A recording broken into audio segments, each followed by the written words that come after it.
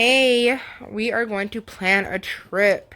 So, I decided I'm going to create a video on how I plan a trip. With that being said, pause the video and gather your materials, a notepad, journal, highlighters, ruler, pencil, pen, whatever you need to jot down some information to make traveling and planning that much easier. Because I know I'm going to say something that you're going to wish you wrote down. So anyways, the only three main things you always need to think about are how am I going to get there, where to stay, and what are we going to do? That simple. First things first, location, location, location. Where do you want to go? Answer that right now. Say the first thing that comes to mind. Where do you want to go? Do you want to go to California, Detroit, New York? Say it. And once you say it, all you have to do is guess what? Research it. Researching it is the most easiest thing. Maybe even have some background knowledge already, but research it and write it down. Write down things that interest you about it. Okay? Then once you do that, put it into Google. It is that simple. That is what I always do, whether I'm watching a movie, seeing a commercial, watching a TV show that features somewhere that I want to go to. I just put it into Google. That's it. Simple as that. All you have to do is Google it. And once you Google it, most cities and places have official websites or their attractions and stuff like that listed online. It's really that simple, you guys. Top things to do in Anaheim, right there. Disneyland, Knott's Berry Farm, and of course it's going to list some of the things that are featured at Disneyland. So once you have some attractions, if you're not satisfied with what you see thus far, you can always click the more things to do tab or research again. Sometimes Google is kind of funny with how you research things. So sometimes you kind of just have to retype it in a different order and it'll show you even more things. Or type it into Pinterest or type top attractions for Anaheim, California. You can also type blogs, and you can also hear first experience type of knowledge through the vlogs on what there's some underground things to see. Safe underground things to see. Because, some people put things that are a little bit sketchy out there. But, always go with your gut. If it doesn't seem safe, don't even bother. But anywho's, all you have to do is type that in. The best thing about Google is they're going to show you where it is.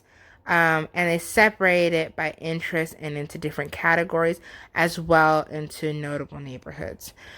So for someone who's never been there, that's helpful. For someone who used to live there and has been there, it gives you an extra idea on how you want to plan your trip, because some people when they go to California, because of all the traffic and travel time issues, they always focus in on just spending majority of their time in one specific area, one specific neighborhood, one specific city, just so that, and then just take multiple trips.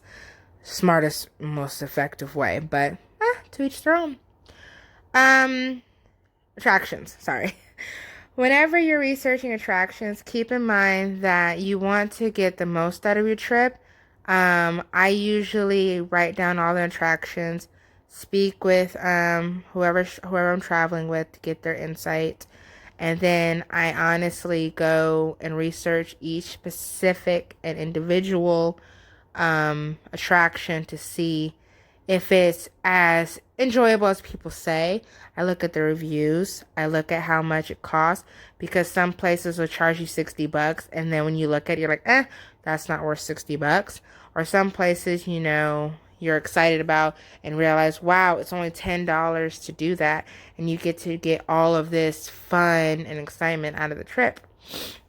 So it works. I also like to look at the reviews to see, how long ago was the worst negative review? How long ago was the best review? Because you never know, some places can fall off and some places can get better over time. So if they had a bad review 2 years ago and they have had nothing but positive reviews, then, sometimes you want to give that place a shot. With researching before you go on a trip, you realize, one, if you ever have a dull moment or things change, you kind of have backup attractions, you know what I mean? So, for example, when I was going to go to Boston and Salem, I had only initially planned for like 2-ish days. But then when I researched Salem, Massachusetts, I realized there are so many attractions to offer. So I ended up adjusting our trip dates and adding an extra day because how I am, I never really like to go to a place back to back unless I have to. I want to get everything I could out of the trip while we were there. So instead of making a whole nother trip later in life, I was like, why don't we just add an extra day and do as much as we can while we're here? Which we ended up having a blast. So I always suggest people, if you're into museums, if you're into hiking and all that, research it, get the most out of it so that way you're not sitting there bummed and then like, wow, we put all of our time into this specific attraction and it was a bust. Then you can always say, well, I researched some other stuff. I have some backup stuff on the itinerary if you want to check it out that's in the area. So then it works. I always say look up events as something new I'm starting to do. You never know if there's a festival in town or a Jurassic World experience in town or a concert or play or something that can just take your trip or your experience into that next level. Because, I mean, if you're already going to, if you're in Anaheim, California, and you're already going to SeaWorld and Disneyland, and you're going to the beach, and then you had like a concert that Friday night before you head back home, that would just make your trip just sink. Cause you're like, wow, don't forget we're going to that play on Friday, or hey, remember that festival we're going to in the morning before we go to Disneyland. It just adds the excitement, and because you researched it beforehand, you can fit it into your budget. Budgets.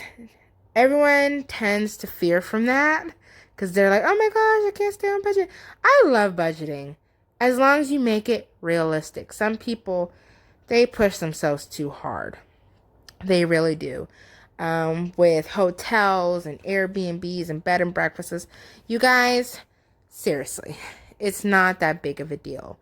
Now, I am going to feature images of Airbnb just to remind people who have already seen my other videos how it works. But if you want to know details about Airbnb, please see my other video featured on my channel, to Airbnb or to not. And in that video, I break down Airbnbs a little bit further. But on this portion, I'm just going to simply explain how to set your budget in a way it helps you, along with sharing some ideas about planning. With that being said, hotels. Everyone knows hotels is kind of like double dutch.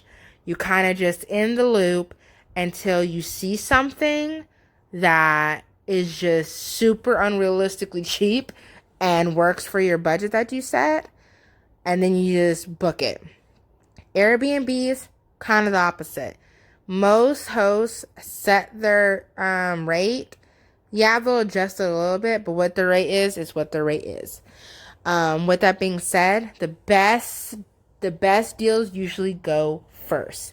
I usually travel in July. I usually start booking February of that year, just to be on the safe side to get my best deals. And with my research and pre-planning, it works for me because I already have everything preset.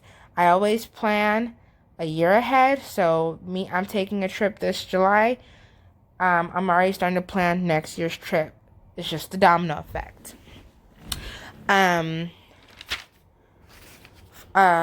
What's it called? Whenever you're planning, as long as you are organized, you can set a proactive budget.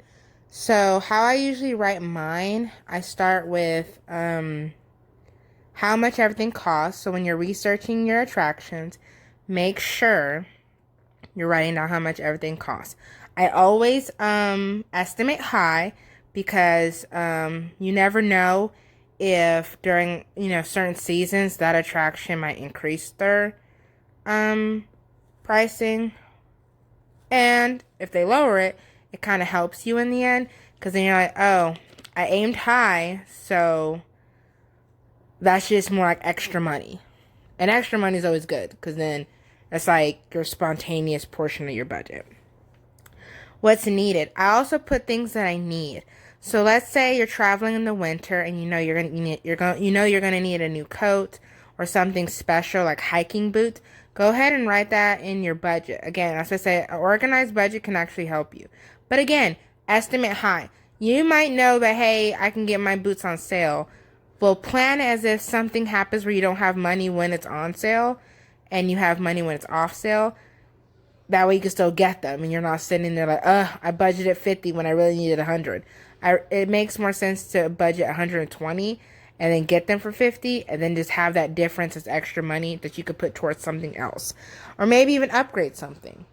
That's the best thing about aiming high with your budget is because it helps you in the end. Fun fact alert. Did you know that you can honestly submit your travel miles and start earning free flights? Like, especially with Southwest Airlines, that's the one I'm familiar with. Every time you travel, it puts points away that you can actually use for a whole free flight. I'm honestly saving my travel miles for hopefully my most expensive trip. I haven't really found a expensive, air quotes, trip. But I have an idea that, when I decide to take one trip and I'm like, no, I don't want to budge on how I want to travel, I'm going to use all my travel miles for that. But another thing to keep in mind is when you book through websites like Ebates and you're able to get percentage back, I mean, that's just making your money work for you, along with rewards programs. I mean, honestly, a lot of those rewards programs can stock up to really save you money. There's been plenty of times where I've done cash back with my credit card, and within like 2 years I was able to it was like $300 that I did not work for. It was just there as cash back, if that makes sense. And I was able to sit there and take that money and put it towards a full flight and only had to pay $40 out of pocket. That $300 was able to get me my hotel room when I went to Washington, D.C. Well, my portion, because I traveled with 3 people when we went. That's another thing to keep in mind. Definitely make sure that you look at discounts. Like Airbnb offers $40 off your first stay. Uber gives you $5 off your first ride. Keep all those things in mind. Certain places like Orbitz will say, if this is your first time using us, we'll take 10% off. 10% is a lot. You can always look at reviews to just see how that website is and how credible they are. Another thing to keep in mind is whenever you're booking flights, keep an open mind. Stopping for an hour layover can be used to stretch, grab a smoothie, or, explore that area. Layovers, one person told me that they had a 24-hour layover in another country, and they left their luggage in like a luggage storage facility and used that 24 hours to go explore the city, and then just came back and got on their continuing flight back home. They were able to explore 24 hours in like a brand new city that they weren't even planning on, really ever seeing. But freebies are your friend. You can use freebies for toiletries. You can use freebies for helping you actually plan or budget. Like whenever I planned my first trip, I used a free notebook that I got at a doctor's office. Freebies are your friend. But whenever you're planning, there are like 2 main things I really want you to keep in mind. Be realistic. How are you going to save this money? Can you save this money? Start small. Pick a weekend trip. Pick $20 per paycheck. Don't sit there and say, I want to go to the Bahamas. I'm going to take $200 out of my $700 check and I'm gonna go. No, because life happens. You know, you have groceries, you have bills, you might have kids, babysitter, daycare, car payments. Be realistic, people. Like, when I took my first trip, you know, I sat there and said, I am going to save $50 a month. And every paycheck, I went to the ATM, I withdrew $50. And now I sit here and have full-blown booking goals where I pick my checks that I consider my free checks, where I take the minimum amount of money for bills out of it, and I use that to take the most amount of money. For example, I might take out of my first check of the month, where I pay my rent and all my high bills, I'll take $50 out, put it aside for traveling. My next check, where I'm like, ooh, you know, I have more spare money, I'm going to take $100 and put it away for traveling. And I do that, and then some months I get an extra check where it's a double free check, where I have like no bills really hitting that paycheck, and also they'll say, ooh, that's another $100 because I wasn't planning on there being 3 paychecks. That's what I mean by realistic. Something where if you take that money out, stash it somewhere in a savings account, stash it in a special container for traveling, and you won't miss it. You won't think about it. You won't in like 3 days be like, ooh, I need groceries. I need to go take the money out of the travel money. No, that should be extra money that you just don't even have to worry about. With that being said, set an itinerary.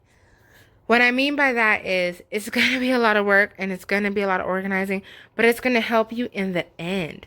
The end result is to get more out of your money, have fun while you do it, and have no regrets about it. So if you set your itinerary where you know what you're going to basically do from day to day, you basically know, hey, to get from point A to point B, it's like $2, $13. From C to D, it's $16. To get back to your Airbnb or your hotel, it's this amount of money. That's all fine, because I did that for when I went to Boston. I had all that money saved. I rounded up like I normally do, so that way I save myself. I double check it during peak times. I always do my estimates during peak times, so that way if I do wander off and go explore other shops or other attractions, I'm like, cool, this is either going to bring me closer to my end location or it's going to bring me farther. But because I rounded up, I have that little cushion of money to save me, so that way I'm not stressed about it. I don't have to worry about it. Setting a high budget, it's just a cushion. It's a cushion for fun. It's a cushion for being spontaneous. A detailed itinerary helps your budget, keeps that cushion for time, keeps that cushion for spending. It just makes everything just so much easier. Now, what I mean by that, you don't have to stick strictly to your itinerary. Because in Boston and Salem, I had an itinerary, but it was fluid. Because when we went to one location, it wasn't even open yet. So we ended up going to a different one. But everything was kind of built in a circle, so it helps. Your itinerary is simply just your outline of what you want to do, what you plan to do. But it does not have to be concrete. Because at the end of the day, you still want to have fun. But having an itinerary, having a budget, enables you to get the most out of your trip, so you're not so stressed about it. Because you don't want traveling to be a job. You want it to be a vacation. You want it to be fun. You want it to be everything you want out of it. And that's the goal. It's that simple. And so far in my adult life, I have taken a total of about 6 or 7 trips. And this is the knowledge that I've come to conclude with. You save, you wait, you book, and then you go. And that's all I have for you folks. So as always, please subscribe. I hope this helps. Bye.